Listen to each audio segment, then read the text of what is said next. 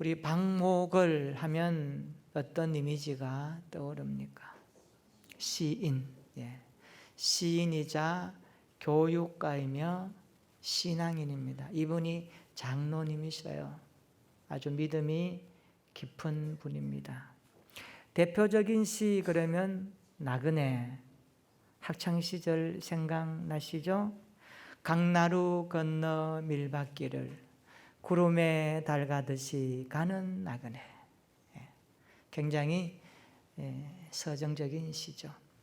박목월 시인은 일제 식민지 억압과 동족 상잔의 비극의 현장을 살아오면서 항상 주님의 뜨거운 사랑을 신앙으로 마음속에 품고 살았습니다. 그분이 쓴 시가 많은데요, 크고 부드러운 손이라는 시가 있습니다. 이 박목월 장로님은 일할 때여도 강의할 때에도 그리고 강의를 끝내고 집에 돌아올 때에도 크고 부드러운 손이 자기를 책임져 주신다고 늘 고백하면서 살았습니다. 잘 때에도 깰 때에도 뒷동산에 올라가 산보를 할 때에도 크고 부드러운 손이 붙들고 가신다고 신앙적으로 고백하면서 살았습니다. 이 크다는 말이 뭐예요? 강하다는 것이고 부드럽다는 것은 사랑스럽다는 거예요. 하나님을 그렇게 표현하는 거예요. 지금까지 하나님의 크고 부드러운 손이 저와 여러분들 인생에도 함께 하셨습니다. 그리고 지금까지 달려온 모든 인생의 걸음걸음은 크고 부드러우신 하나님의 손이 우리를 돌보아 주셨습니다. 그래서 우리는 이렇게 고백합니다. 하나님이 하셨고 하나님이 일하셨습니다. 이 고백으로 오늘 주님께 예배드리는 시간 되기를 축원합니다. 1년 12달 365일 지금까지 내 인생, 우리 인생, 교회, 여러분 가정, 직장, 생업, 산업체마다 하나님의 크고 부드러운 손이 함께 하심을 고백하십니까? 이 고백이 우리의 신앙이 되기를 축복합니다. 좌우로 한번 이렇게 말해 주십시다. 1년 동안 잘 오셨습니다. 주님이 함께 하셨습니다. 할렐루야. 지금까지 함께 하신 주님을 찬양합니다. 시편 146편부터 150편 마지막 편까지는 할렐루야 시편입니다. 왜 할렐루야 시편이냐 하면 146편부터 150편까지 보면 이 시편이 시작할 때도 할렐루야로 시작하고 마무리할 때도 할렐루야로 마무리해서 그렇게 붙였습니다. 오늘 1절 한번 볼까요? 할렐루야 내 영혼아 여호와를 찬양하라 말씀합니다. 할렐루야 내 영혼아 여호와를 찬양하라. 시인은 자신을 향하여 여호와를 찬양할 것을 촉구하고 있습니다. 자기가 자기 자신에게 촉구하는 거예요. 내 영혼아 여호와를 찬양하라. 2절 한번 읽어볼까요? 시작. 나의 생전에 여호와를 찬양하며 나의 평생에 내 하나님을 찬송하리로다. 아멘. 시인은 그가 살아있는 동안에 나의 생전에 내 평생에 내 하나님을 찬송하리로다. 이 다짐이고 결단이고 고백입니다. 오늘 우리도 이런 고백과 결단이 일평생 있어지기를 축원합니다. 시인은 그가 살아있는 동안에 나의 생전에 하나님을 찬양합니다. 나의 평생에 하나님을 찬송합니다. 그렇게 노래하고 있습니다. 옆에 분에게 우리의 신앙을 담아서 한번 고백해 볼까요? 이렇게 한번 하십시다. 내 생전에 내 평생에 내 하나님을 찬양합니다. 그렇게 되기를 축원합니다. 평생 하나님만이 찬양의 대상이 되기를 축원합니다. 시인은 하나님을 평생 동안 찬양한다는 이 선언에는요 뭐가 있습니까? 하나님을 향한 신뢰가 깔려지고 있습니다. 여러분 신뢰할 수 없으면 찬양할 수 없어요. 신뢰할 수 없는데 그를 칭찬할 수 없어요. 관계 속의 신뢰는 굉장히 중요한 요소입니다. 우리가 하나님께 대한 신뢰 없이는 하나님을 찬양할 수 없습니다. 날마다 하나님을 신뢰함으로 그 하나님을 찬양하고 높이고 의지할 수 있기를 축원합니다. 그러면 이 시인이 자기가 신뢰하고 찬양했던 이 하나님은 어떤 하나님인가? 146편에 보면 오늘 시인은 6절부터 9절까지 하나님에 대해서 10가지로 고백하고 있습니다. 첫째는요, 하나님은 만물을 창조하셨습니다. 그렇게 고백합니다. 6절에 보십시오. 여호와는 천지와 바다와 그 중에 만물을 지으시며라고 고백합니다.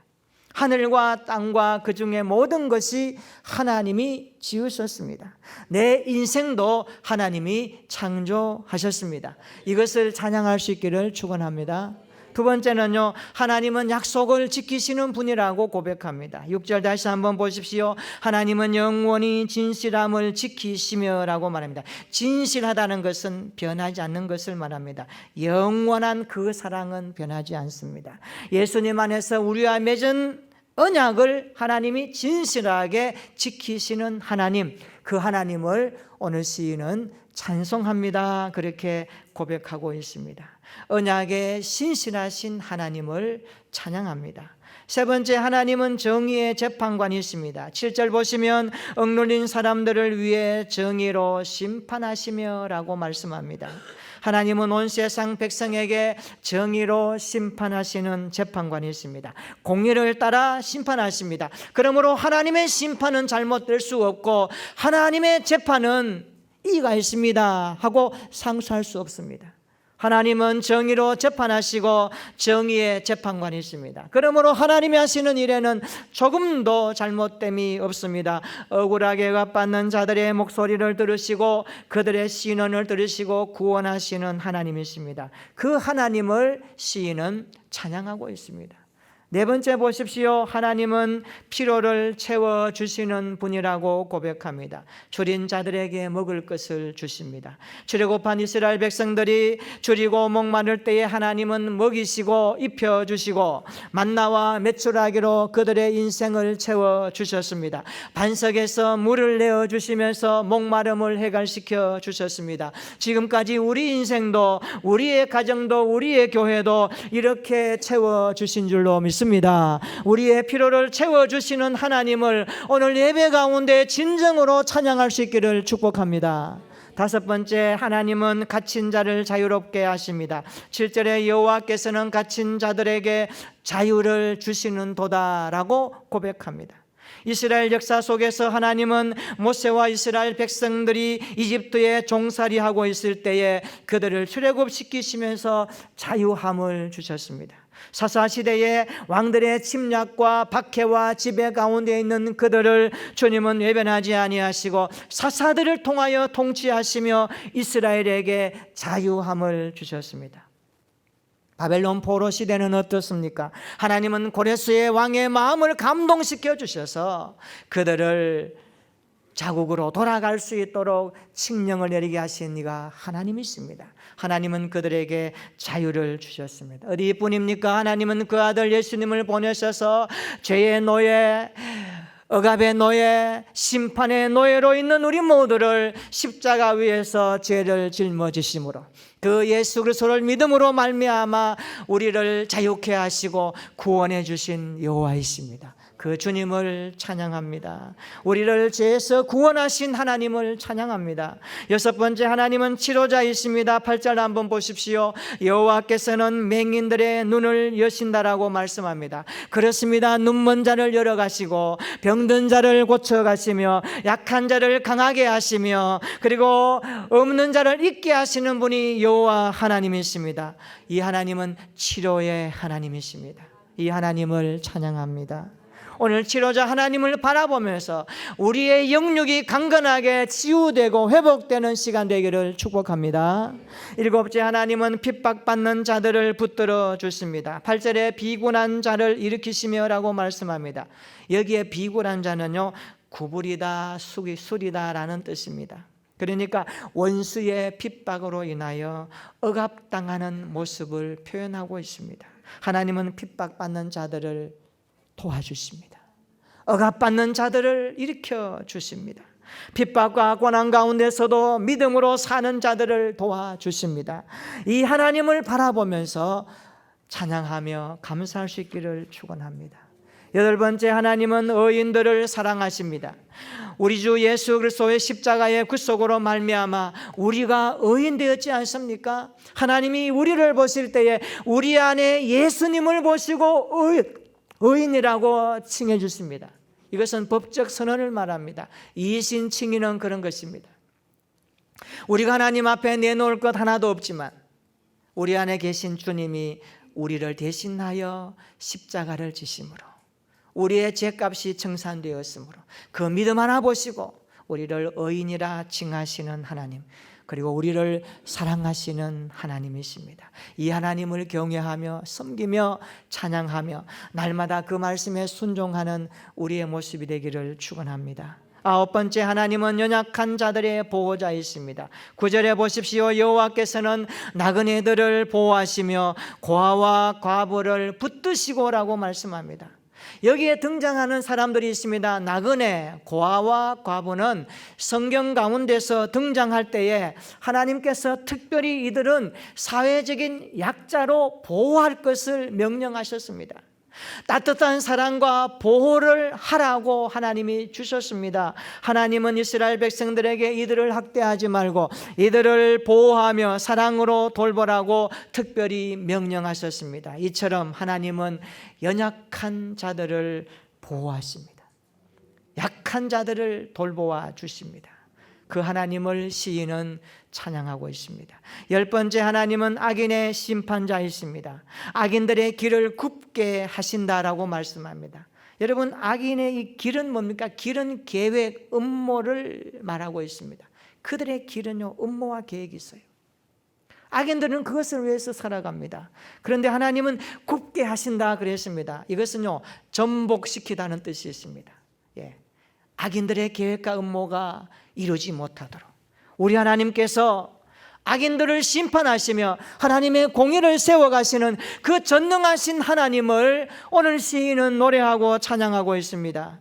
그렇습니다. 하나님은 만물의 창조주이십니다. 약속을 지키시는 분이십니다. 정의의 재판관이요 악인의 심판자이십니다. 피로를 채우시며 갇힌 자를 자유케 하시는 분이 우리 하나님이십니다. 치료자이시며 핍박받는 자들을 붙들어 주시며 의인을 사랑하시며 연약한 자들의 보호자가 되십니다.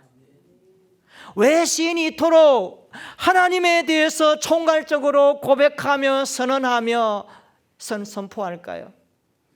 왜 하나님에 대해서 이렇게 다양하게 시인이 말하고 선언할까요? 이유가 있습니다. 우리 3절 한번 읽어볼까요? 3절입니다. 시작.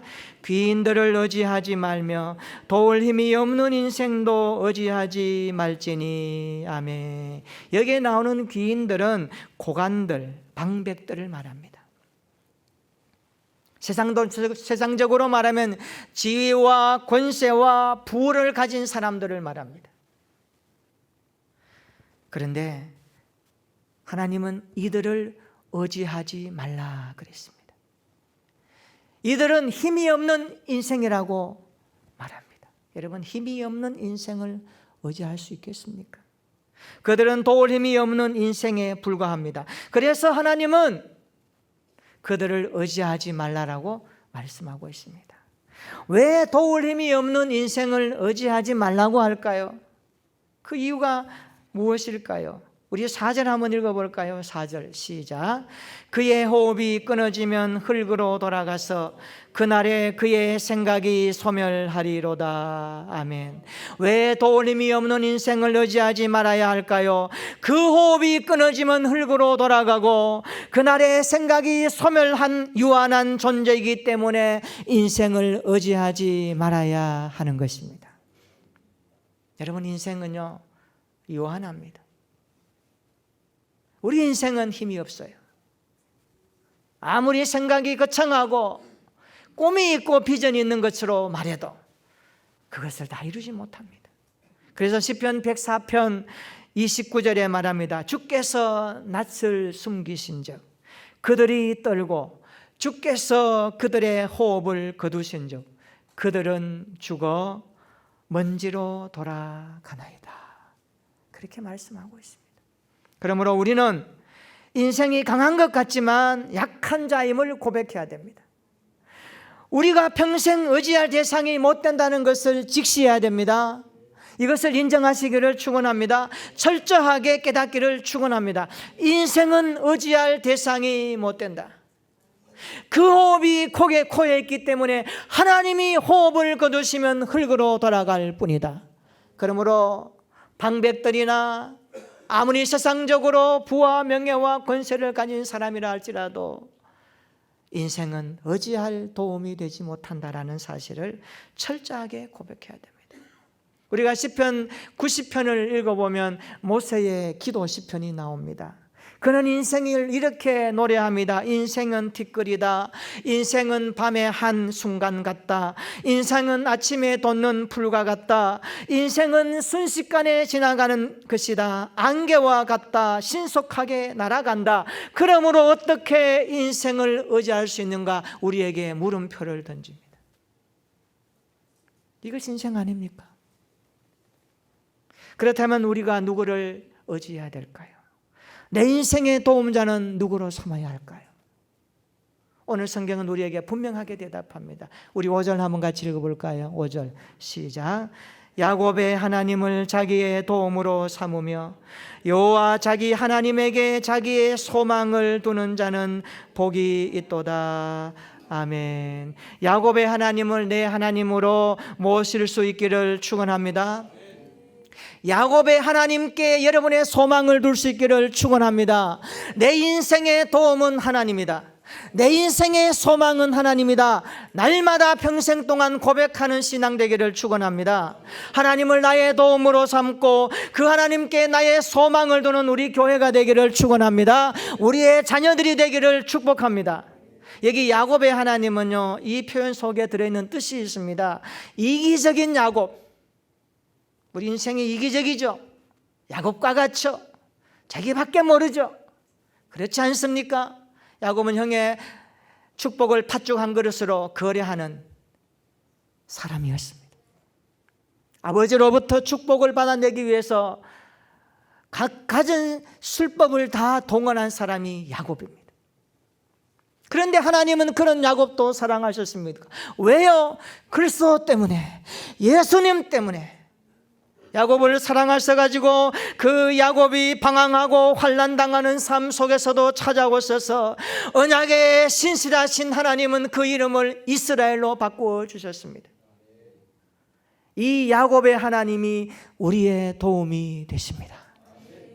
이 야곱의 하나님이 우리의 소망이 되십니다.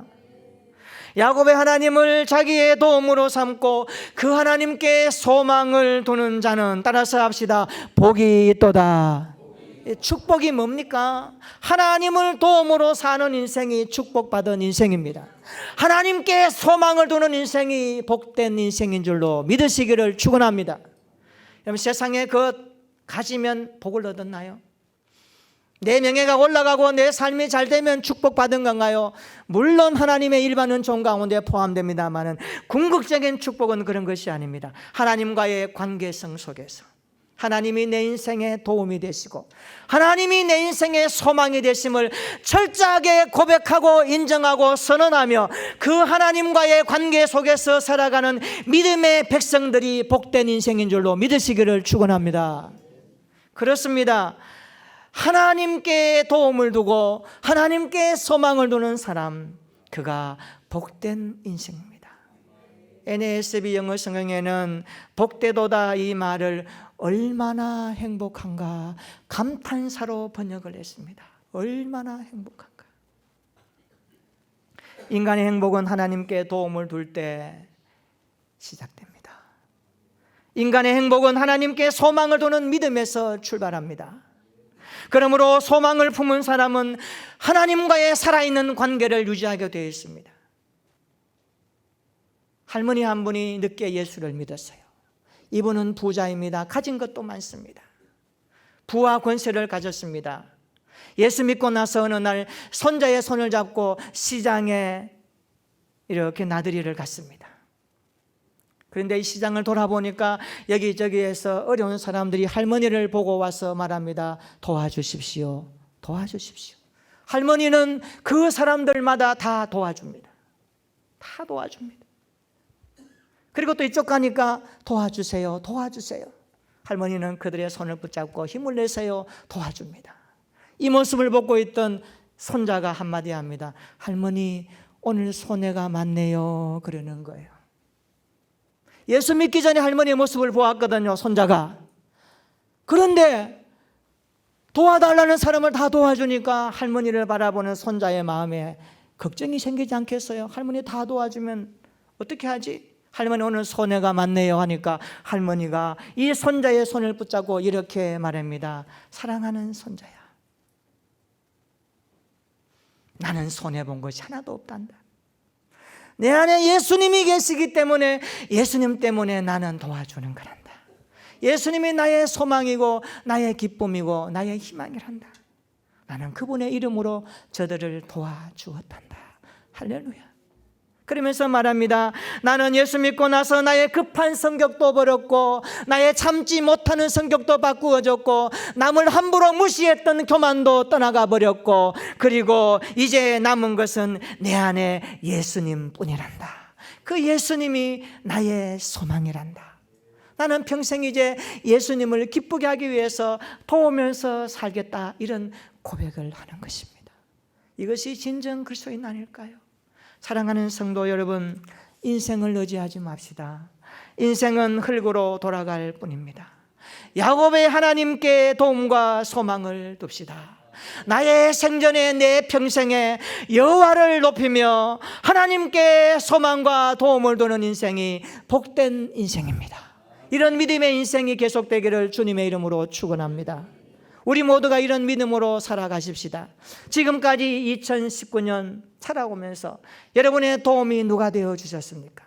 여러분이 어디에 소망을 두고 살아오셨습니까? 바쁘고 힘들고 지신 것 때문에 하나님을 도움자로 삼지 못하고 인간의 방법과 계산으로 살아왔다면 오늘 회개하시고 이제 다시 한번 새날을 준비하는 새해를 맞이하는 남은 시간까지 하나님께 도움을 구하고 하나님께 소망을 두며 내 평생 그 하나님을 높이며 찬양하는 신실한 복된 인생으로 살기를 결심하면서 오늘 예배가 우리의 삶에 하나님께 도움을 두고 하나님께 소망을 두는 분수령이 되기를 축원합니다.